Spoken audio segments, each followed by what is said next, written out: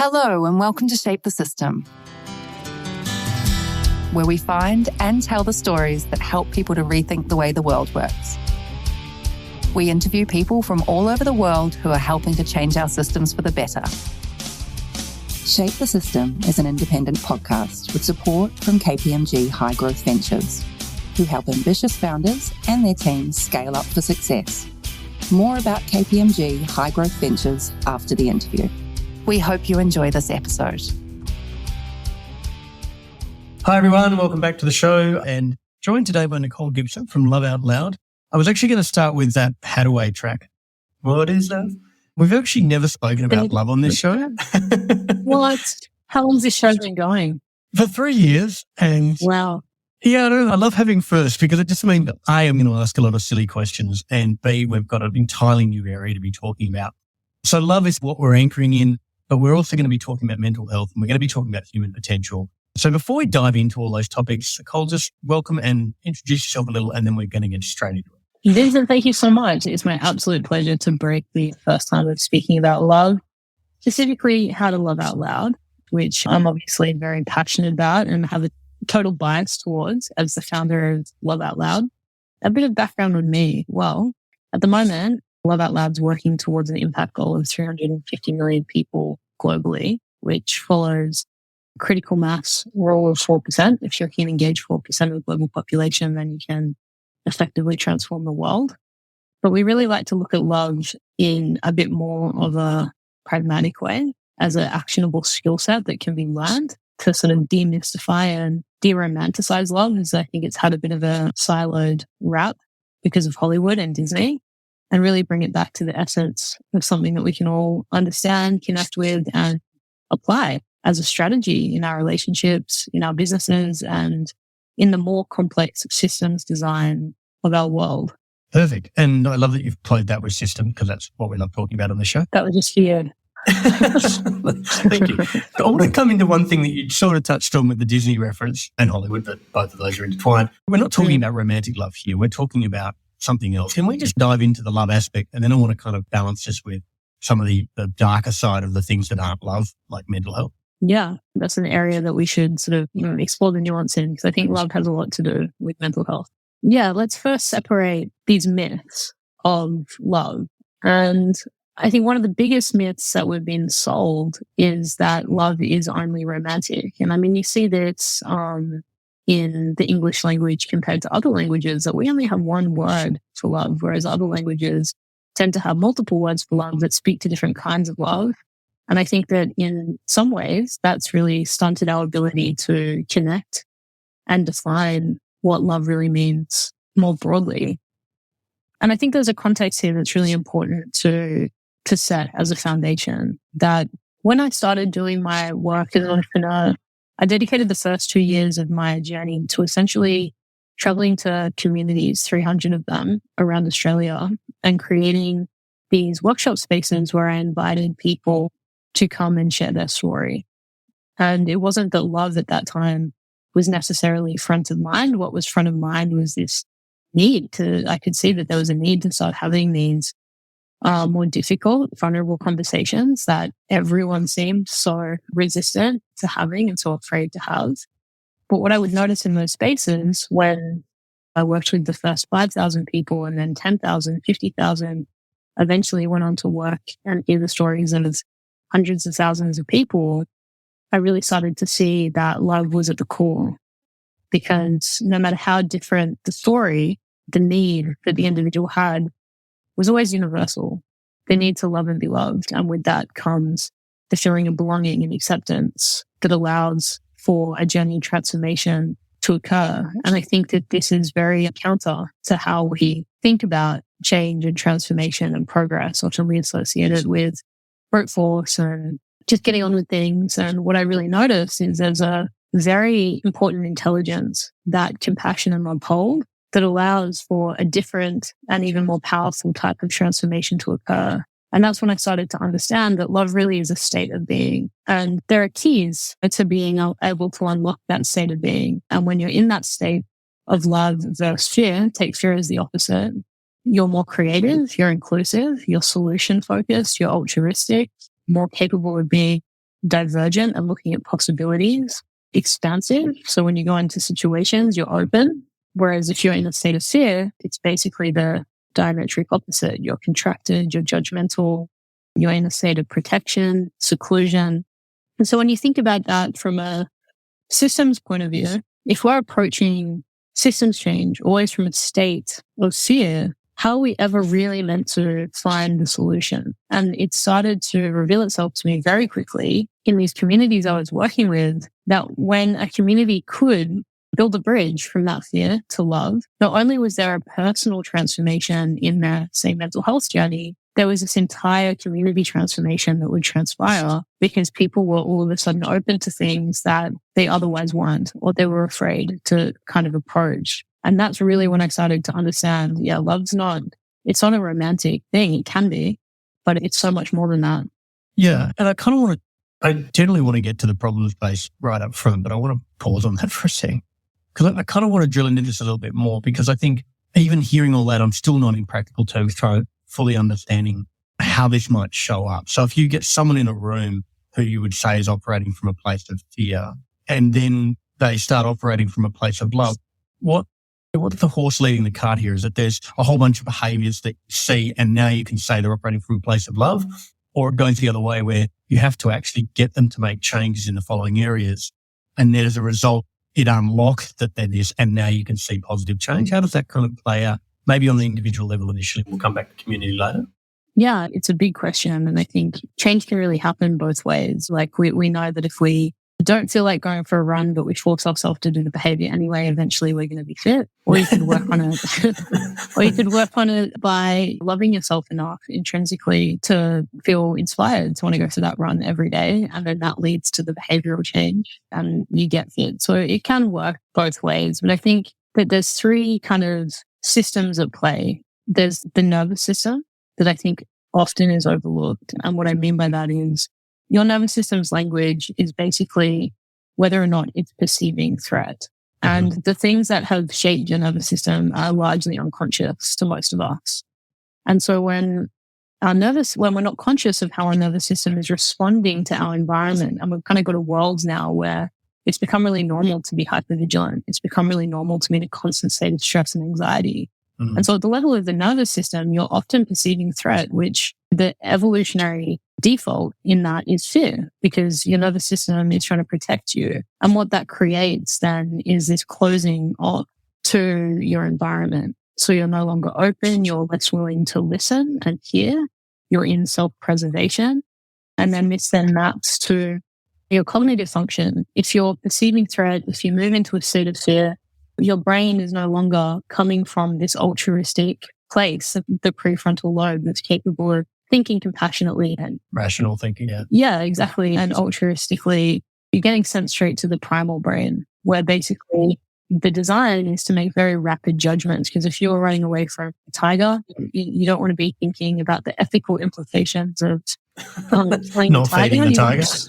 Yeah, you want to be making very self-centered decisions. Sure. And let's say that in an important way, not a bad way. Yeah. Yeah. And then that then plays into, your emotional state and your behavior. So because these parts of our system are often not really discussed, people aren't always conscious of how their behavior is coming from a state of fear. And you're going to notice it because it's very difficult to feel like you're living an expansive life, or that opportunities are coming your way, or that you're in a state of flow. Mm-hmm. It's your default is fear. Yeah.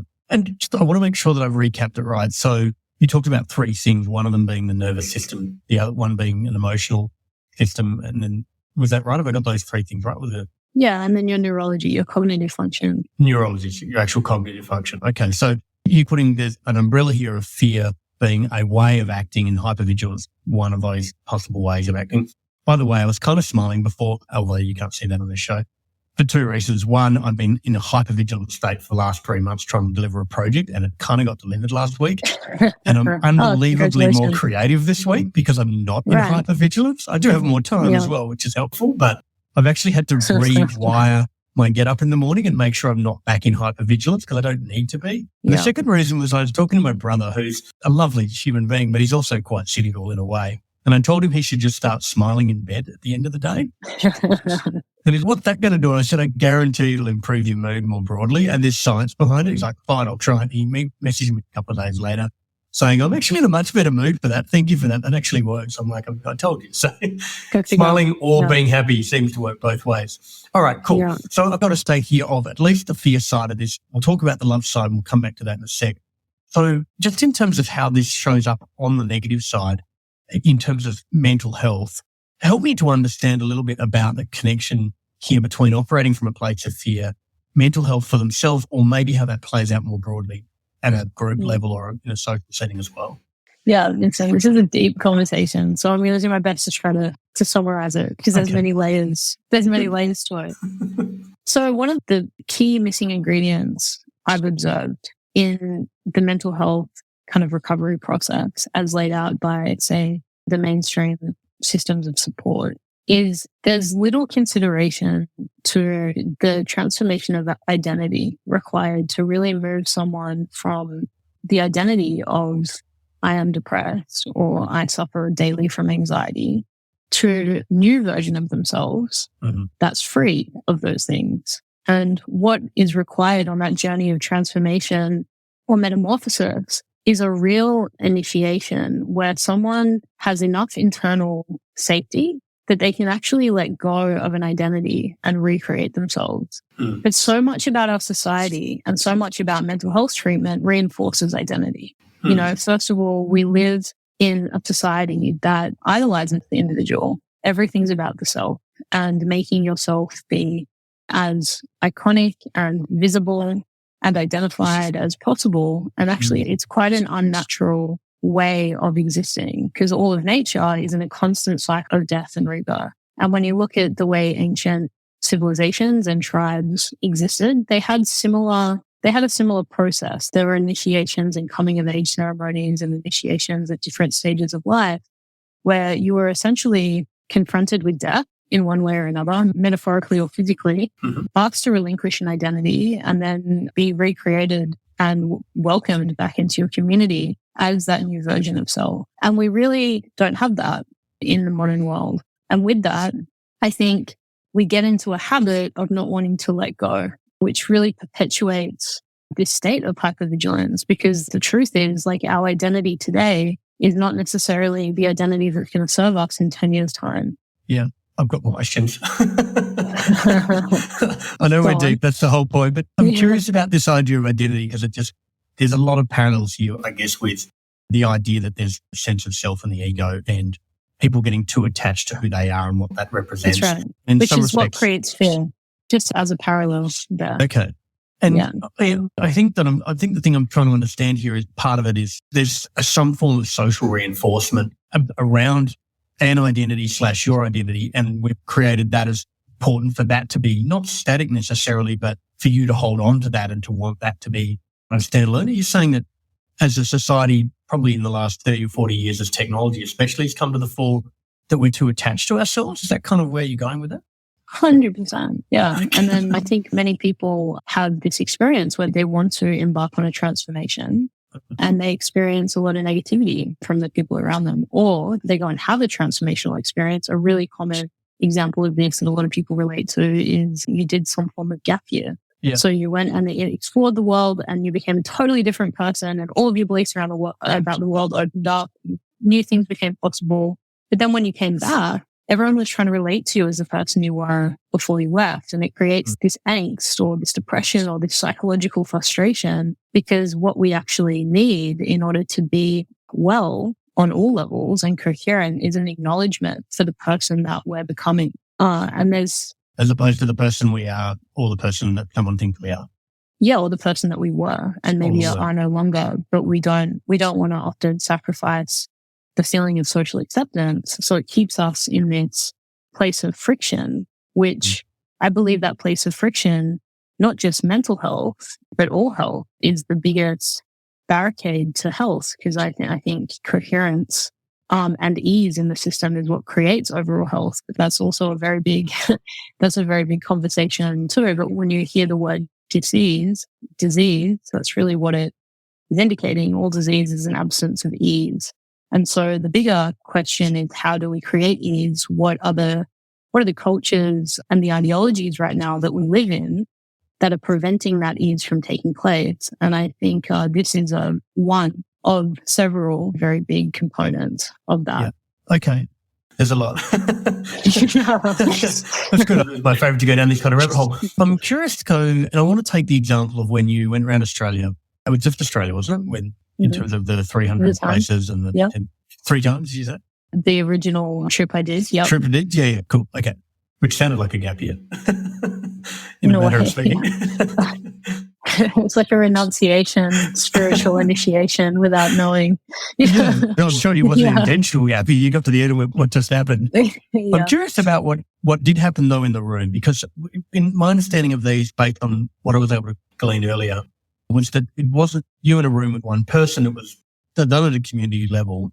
What's happening to the individual? What are they doing? What's the provocation that's helping them to think differently? And what's the journey that just one individual at the moment goes on in that room? Help me understand that at that microcosm level, because I want to kind of blow it up. Okay. It's a nuanced question.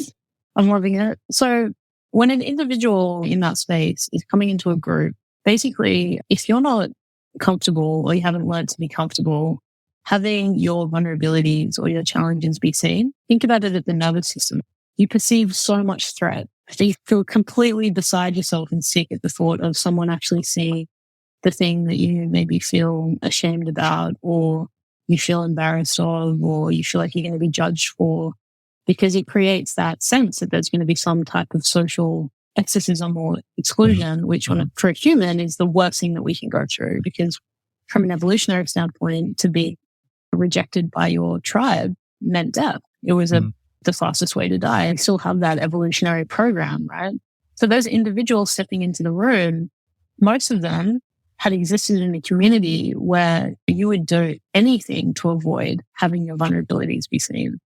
And they would walk into that space and there would be rules of the space that I would start to invite them into. This is a safe space for you to share your truth. How does everyone feel about that? Can we get a consensus that there's a willingness to kind of go there? Yes. Okay. It's not that we can annihilate the judgment from our minds, but can we all make an agreement that if judgment arises, we take responsibility for that judgment and we ask ourselves where that's coming from in us instead of projecting it on the other person?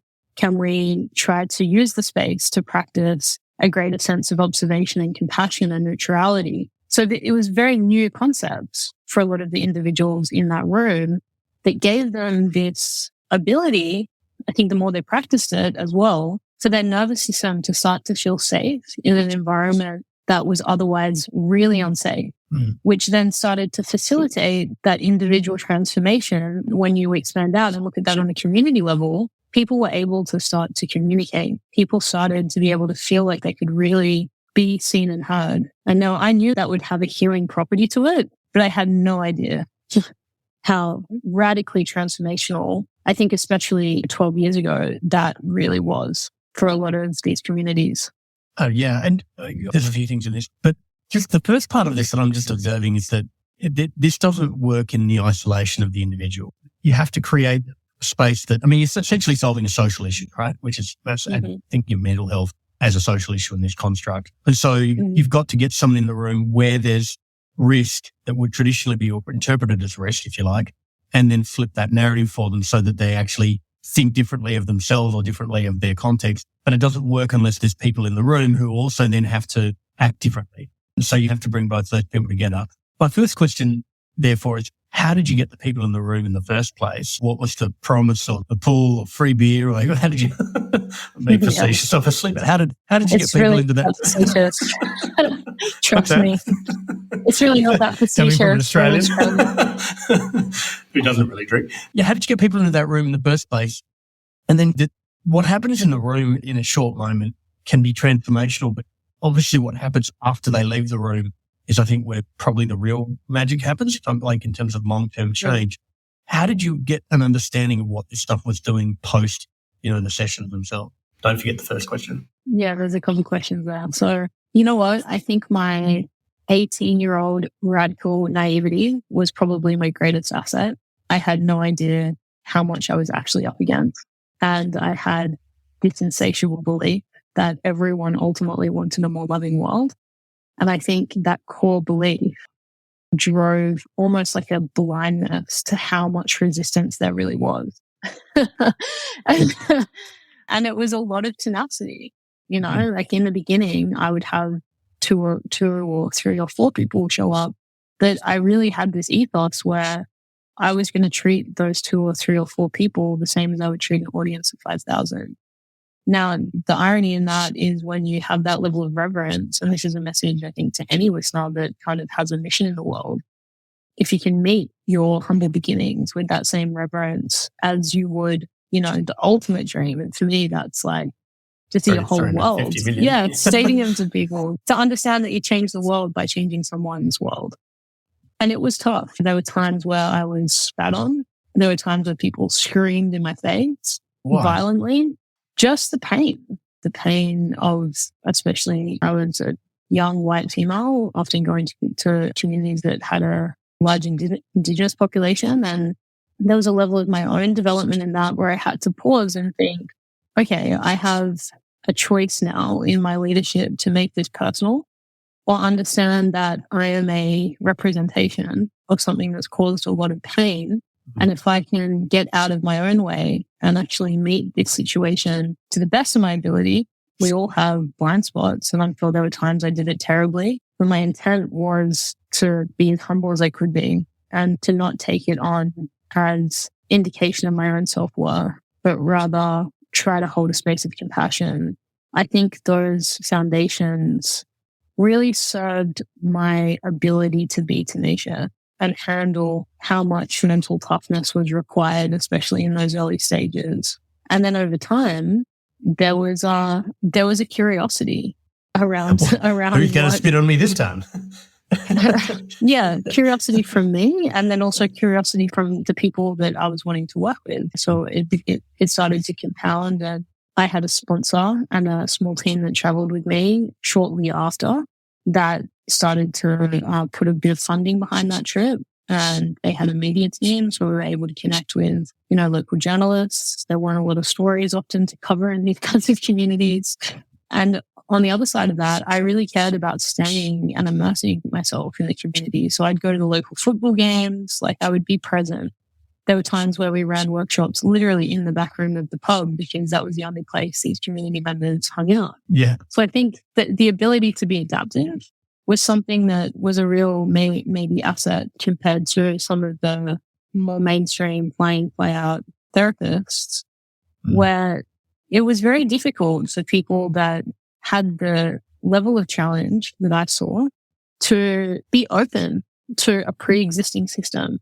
What I noticed more than anything was they needed someone or people to meet them where they were at and help build a bridge. Yeah. And just in practical terms, though, when you said you got 4 people in the room, did they see an article that had been written by a local journal saying, "Are you lonely? Come to this session and do it"? Like, what motivated them to get in the room in the first place? Because I think we'd go to the centers. I mean, you got to understand that a lot of these communities have 300 community members. Like they're not. Right. It's not like running a workshop in Sydney. So word travels fast this time. Right. But we would go to the schools. We would go to community groups. So that was like what's the Australian equivalent of the Girl Guides? Yeah. Or the Scouts. Scouts, yeah. Some kind of community hall. Footy club, the library, if they had a library. So we'd try to find allies that were connected to the community. And it was very grassroots. Yeah. And yeah. Cool. I guess the reason I asked this is I think a lot of people get too stuck on trying to get too big too soon and ignore the opportunity to go and talk to 3 people, to get out of the building and actually really, as you said, meet people where they are, but also understand what their motivations are to take a first step. And I think kind of the reason I started up front with mental health was I'm curious about how someone does in any state of trying to transform, take the first step. Is it a motivation thing? Is it a friction thing? Is it a time's come? Like what happens inside an individual? A trusted person, I would say, is a really big part of that. And that wasn't going to be me at that time. It was going to be someone within the community that we could build a relationship with. But this is such a powerful point that you're trying to illuminate that if you had told me back then that I would be building a Silicon Valley startup, I would have thought you were absolutely out of your mind. I was waking up in my van every day looking at the desert. Like, I couldn't have been further from that reality. But I think one thing that my story shown me is when you're really deeply committed to the change you're wanting to create in the system, in the world, if you just stay on your path, it is amazing how over time, if you become masterful and intentional with that change, you will find exponential ways of creating that impact. Yeah. This is a perfect segue because I kind of wanted to get right into the kind of the human condition and the space where it is manual, let's call it, and right inside, right one-to-one or in small groups, and understand two things about technology, and they're both large things, so we're going to battle to cover them completely. But that's fine. People can read in the notes. I kind of want to come back to how technology is the problem and actually understand a little bit more firstly about what role technology plays in taking the conversations you've had at the scale you've had and amplifying that whole activity and how that's playing out. Like how are you thinking about that? And also, where are you up to in understanding its ability to either play a role or play the role, or otherwise, is it a helper or is it like a full enabler? Let's talk all about that. Well, and what is it? What is the technology that helps as well? Such a big question.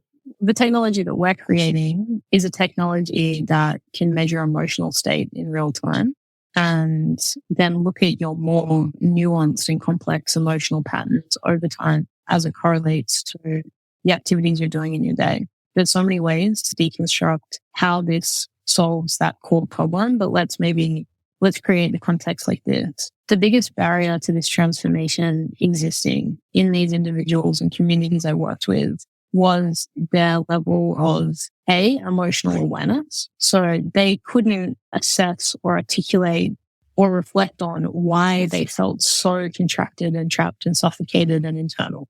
So there's a level of first and foremost awareness that someone has to develop.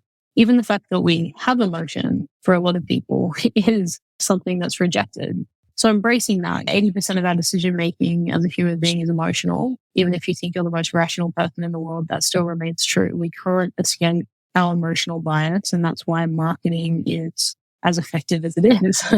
Even if you're a marketer and you know it inside out, it will still work on you. How is that? This is a part of our human design. It doesn't matter how much you know about it. It's not a matter of intellectually understanding it. It's a matter of that's our design, it's our makeup. So the first step to solve the really big problem is to become emotionally aware. Now, in the beginning, I thought that was the solution in its entirety. If we could just be more emotionally aware, then that will solve the problem. Right. What I started to realize is there's another layer to this, which is emotional awareness doesn't necessarily mean emotional capacity. You can be aware, and I'll give an example. You can have a fight with a partner that you love so much, but you get frustrated and annoyed, and you go into the room and you slam the door and you're lying on the bed, and all you want to do inside is go and apologize or give them a hug and make it okay. That you, even though that's your better knowing, you lie there in your pride and your rigidity and you refuse to do it. So what is that disparity? It's like, you really want to go for the run, but you just don't do it. You're aware of what you need to do. There's a component of capacity that's missing. And I think the way that's been rationalized or understood by so many people is it's a fundamental flaw in our willpower. And that's not actually really the case. Yes, you can probably push yourself to do the right thing, but you're working with a huge amount of force. Mm-hmm. When you develop a true emotional capacity to take these actions, then you're going to be able to do it with so much more ease. And so these are two really big things that have a lot of complexity as a part of them, especially the development of emotional capacity, because then you're looking at things like trauma, especially developmental trauma that feeds into the fundamental beliefs you have about life, the way that your nervous system was wired. If you were abused by a parent, for instance, your nervous system is going to associate love and pain with the same person. That becomes an unconscious association that is going to limit your ability to have capacity for healthy relationships because we're always drawn towards what's familiar. And of course, all of this is transformable. And I want all listeners to understand that we can change these parts of ourselves that keep us in patterns that aren't serving our highest potential. But it is very difficult to get visibility over something that is otherwise very deeply unconscious. And so what our technology is able to do is accelerate that process for people and make it objective so that you can understand yourself in a much deeper way quickly. Yeah. And I'm going to ask the kind of $64 million question as to how. Is it something that you talk to and is recording how you're showing up? Is it something that's mapping brain signals? Like, what's happening? Oh, I mean, now we're going into the magic sauce, but I can speak to it. In whatever terms you're comfortable. Yeah. The way emotions, again, there's a couple of things that are probably important to understand. The way emotions understood in neuroscience is different to how feeling, mood, and state, involuntary response that happens in 0.2 of a second. So it's that initial reaction. Once that's been subjectively processed, it becomes a feeling. So a lot of people think emotions are feeling, but there's a distinction there. The subjective meaning we place on life is not your emotional reactions. Yep. So in that, the way that's been measured historically is most accurately measured through EEG. Mm-hmm. So when you've got the clinical classic hand set up and you've got 30 nodes coming out, and no one's going to wear that all day, every day for obvious reasons. The two data points that are being taken from that reading that give an indication into emotion are what's called valence and arousal. So your valence is if you're negatively or positively geared towards something. So it's like your motivation. If I put a piece of chocolate in front of you and you like chocolate, you're going to be motivated towards it. If you don't like it, you're going to be sort of contract. Yeah. And then your arousal is self-explanatory. Are you highly aroused or not? Yeah. And when you combine these two things, imagine it's on an XY axis and creates a quadrant, so that in the middle, if you're highly aroused and positively geared in your valence, then you're most likely excited in its extreme. If you have a low valence but high arousal, you're likely to be angry, etc. And so I had this idea that, well, if EEG is the only technology right now that gives us a meaningful insight into this, how could we try to pull this data from something that's a lot more accessible? And it was a big journey to get to the way that we're now executing on that and solving that problem. But I did know that HRV is commonly used in arousal measurement. That's why it can measure sleep quality and fitness levels. What was that acronym, by the way? Sorry, HRV? Heart rate variability. Heart rate variability, sorry. Yeah, so most consumer wearables will have a HRV metric. I think you said HIV for a minute. I'm like, I'm sure that's not what she said. HRV, no. Got it? Yeah, definitely HRV. You know, what if we could try to improve the accuracy of the valence measurement within the HRV data? And so the way that we're solving for that is basically doing a research study where an individual is exposed to emotional stimulants and hooked up to both heart rate variability and EEG as the clinical baseline. Exposed to the emotional stimulus, we're gauging the emotional reaction from both data points, looking at the crossover of how these two metrics can measure valence and arousal.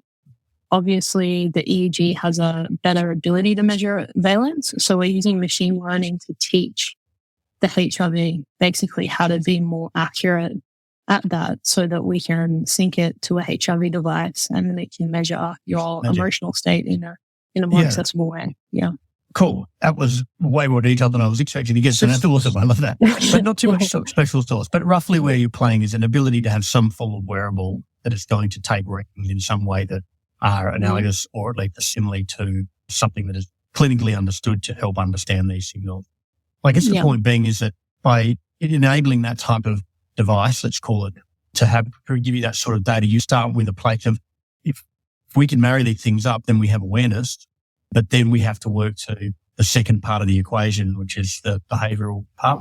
The capacity. No, so the way that we're solving for that is it's going to track your emotional patterns in areas of your life as it currently stands. So say in work, your emotional pattern is I walk into my boss's office, I immediately go into tension, and then I go into anxiety. And then for 3 hours after the meeting, I stay in anxiety. And that's the consistent emotional pattern. One of our features will be you can redesign your preferred emotional pattern. So maybe it's you walk into the room, you feel immediately confident. and then you feel calm, and then you feel neutral, whatever it is.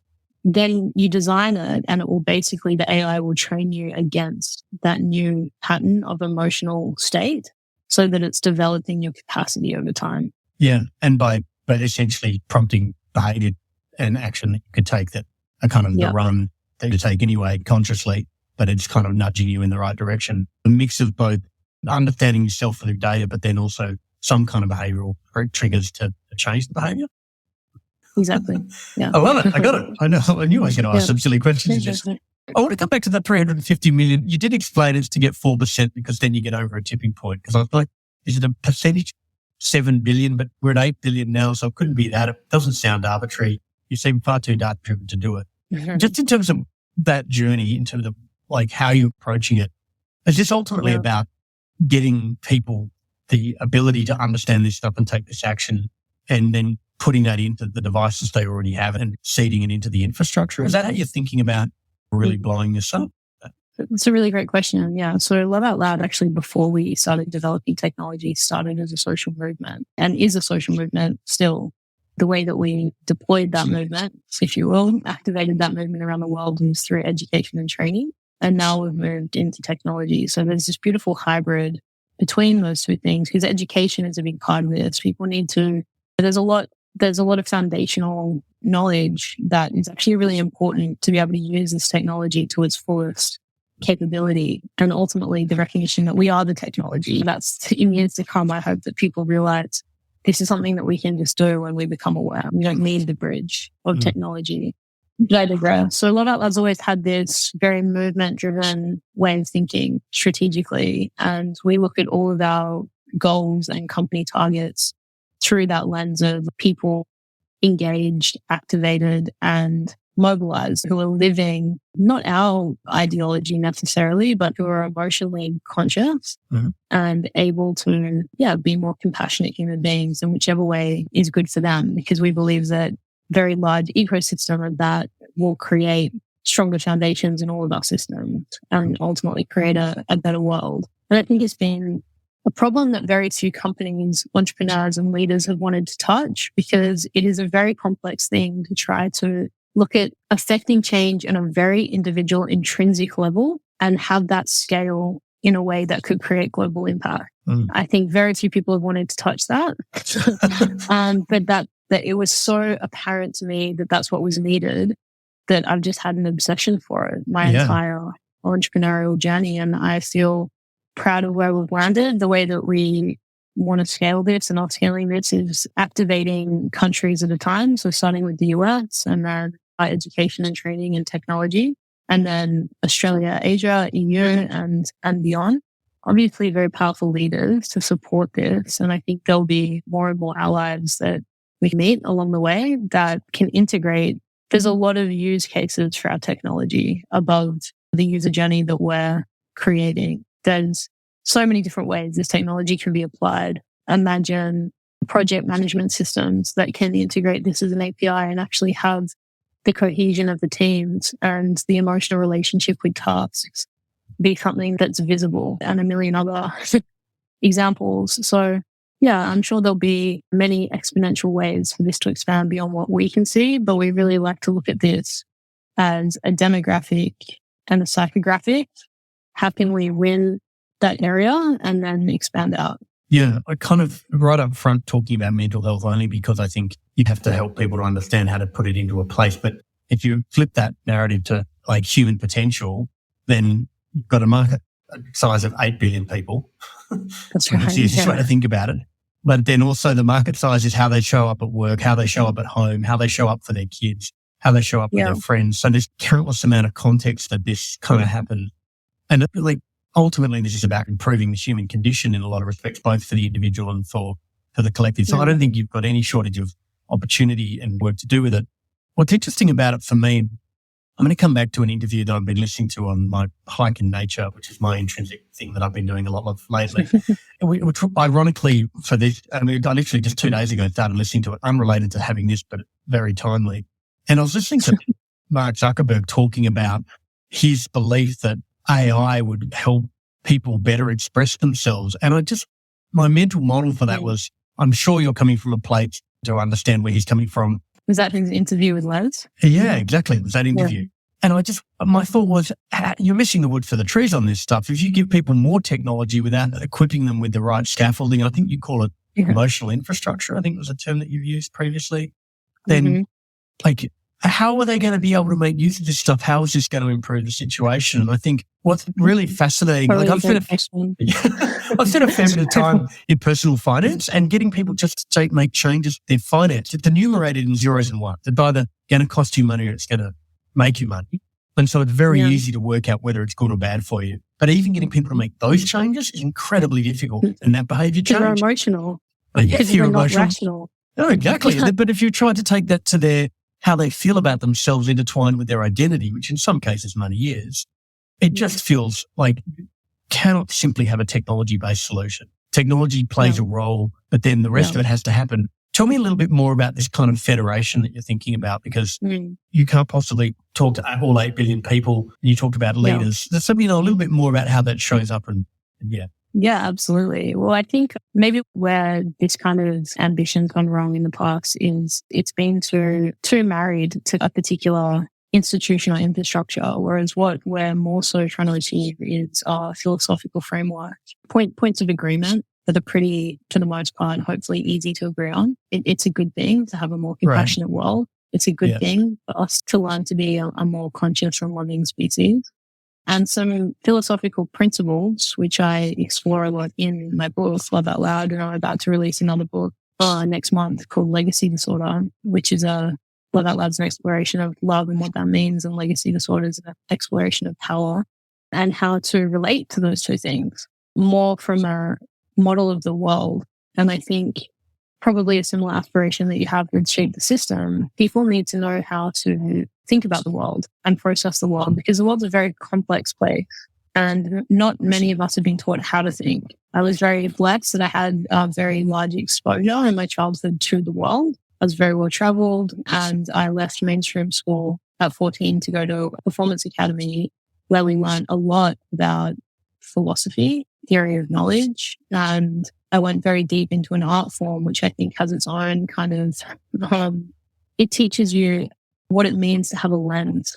And I think that's a lens to be able to understand and see the world through, and that we all have lenses, and what lenses make it easier for you to understand the world and to bring meaning to the world. And so I really try to approach this global transformation through that way of thinking. Like, yes, I'm sure Love Out Loud will go on to have, hopefully one day, our education and content can become schools and universities. And I see all of that. But I think the number one thing isn't what we build in the material. It's the models that people can adopt emotionally and psychologically that support them on their journey of becoming a more compassionate human being. Yeah. I know. And there's so much in this, but I know that we're almost up at time, which went by super quickly. I do want to ask one question, because I have a bias for action, and I like that to be how this show shows up as well. But if someone is listening to this right now, or just someone generally, do you approach this where should someone typically start? Is it being externally compassionate and better understanding and allowing for others in their situation, the right place to start, or having a level of introspection to try to imagine where you're coming from and why you might patent or still tuck to your own ID? How do you think about that? This question really reminds me of a question I get asked really often, which is, where are the lines between loving myself and loving another person? And the question itself, and I say this respectfully, is flawed, because there's a premise then that to be intrinsically compassionate is different to being extrinsically compassionate. Whereas authenticity is understanding that these two things actually coexist simultaneously. And that's a unity consciousness. That's an understanding that we are what we perceive in the world. And I think whilst we have these mental models that keep these things separate, we're not able to really connect to the true change that's required here, which is when we do practice compassion to another sentient being, for instance, we are showing compassion to ourselves, because on an atomic level, we're connected. The very fact that we're perceiving reality means that we are the center of reality. Our perception is everything. So, what we see is us. what we experience is us. There's no separation. And that's a really big concept. It could be a very kind of out there note to end it on, but there's a journey that you can walk that really helps consolidate and integrate that understanding. Because the biggest challenge is we've been taught that life happens to us. And that's a really misleading idea, because we happen to life. Every action that we take has a consequence. And I think there's been a role that religion or ancient scriptures have played historically in trying to support people to understand that there's an interiority to this experience. What was that word? An interiority. There's an understanding of how our beingness actually creates reality that I think has been lost. And then that's perpetuated by a lot of technology, as an example, in companies that are constantly trying to hijack our attention to the external, where we lose this understanding of our oneness and our wholeness, which then creates this fragmentation in how we see life. But as we start to really come back to ourselves and become whole again, we recognize that what I do to someone, I'm doing to myself. What I do to myself, I'm doing to humanity. That's learning. We don't have to go through them now, but if I'm guessing based on the arc of your story, which we didn't really even get into that much because we ran out of time inclusively. I'm hoping you've got some good reading suggestions for people. I think some of this requires a level of there isn't a blinkered version of this. You sometimes need to go in and read the 300 or 400 or 500 pages and really absorb some of this stuff. If there's some areas of reading that are going to be useful for people, do you think? And just a closing thought on that. I try and simplify it in Love Out Loud. Okay, your book's fine. I'm happy to read your book. But it's a much simpler answer than maybe my other suggestions, which would be go and read the ancient Vedic texts. Go and read the Bible. Go and read these very foundational scriptures, which are attempted. Well, not really. So again, it's a big conversation. They're the deepest, closest thing we have from a philosophical and metaphysical understanding of this world that have lasted thousands of years. Right. And I think that says something. And it's not that I'm saying go and subscribe to an organized religion, but I do think that there's something very remiss there's something very remiss in canceling the value of understanding these foundations that so much of our understanding of morality and value has been built upon for generations. And we're now in this rejection as a world of these things, but actually let's learn how this looked in the past so that we can do better now and in the future, rather than a total rejection of it. Wonderful. We will leave it there, but it's amazing the amount of stuff we covered today. I can't wait to see whatever the device is that comes out, because I want to have one, but I want to read the book too. So we'll put a link to all of that stuff below. Nicole, thank you so much for joining us today from cold Sydney as opposed to warm Silicon Valley, and look forward to seeing the arc of the story through the 350 million and beyond. So thank you. Thank you, Vincent. We hope you enjoyed this episode of Shape the System. As usual, if you'd like to suggest a guest, someone that you know who's helped change a system for the better, please go to www.shapethesystem.org, click on the top right-hand corner, then click Suggest Guest. Make sure that you click subscribe so that you get the new episode. Shape the System is an independent podcast with support from KPMG High Growth Ventures. Connects founders to the services they need along their journey. Whether you are looking to refine your strategy, mature your finance function, prepare for a capital raise, expand abroad, or simply comply with regulatory requirements, they provide you with the support you need to drive your business forward.